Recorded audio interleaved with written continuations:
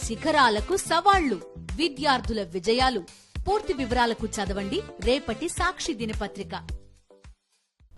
కోట్లాది మంది భక్తుల మనోభావాలు దెబ్బతీసేలా చంద్రబాబు శ్రీవారి లడ్డూ ప్రసాదాల గురించి తప్పుగా మాట్లాడడం క్షమించరాని నేరమన్నారు మాజీ డిప్యూటీ సీఎం నారాయణస్వామి.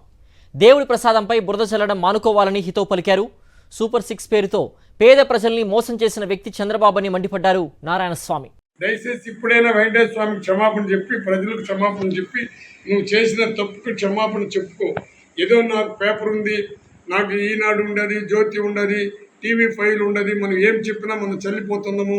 సూపర్ 6 అయిపోతే కూడా, అంటే ఆ సూపర్ 6 కూడా కేవలం నీ పదవి కోసరం, నీ పదవి దాహం కోసరం నువ్వు అది సూపర్ 6లో ప్రజలు ఓటేశారా, లేదా ఈవీఎంల వల్ల గెలిచినారా, లేదా వేరే రకంగా గెలిచినారని ప్రజలు ఇప్పుడే తెలుసుకుని 100 రోజుల పండగ అని పెట్టినావు. ఈరోజు ఈ 100 రోజులు పూర్తి అయినాకనే తెలిసిపోయింది. ఈరోజు సూపర్ 6 ఏమైందనేది కూడా నీకు అర్థం కాల.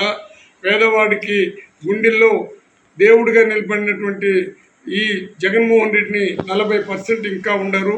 మా పార్టీలో ఉండేవాళ్ళు కూడా చాలామందికి నేను విజ్ఞప్తి చేస్తున్నాను, దేవుని యొక్క లడ్డు విషయంలో ఇంత అన్యాయంగా మాట్లాడిన వాళ్ళని మనమందరూ కూడా భగవంతుడే పనిష్మెంట్ ఇవ్వాలని దేవుణ్ణి కోరుకుంటున్నాను.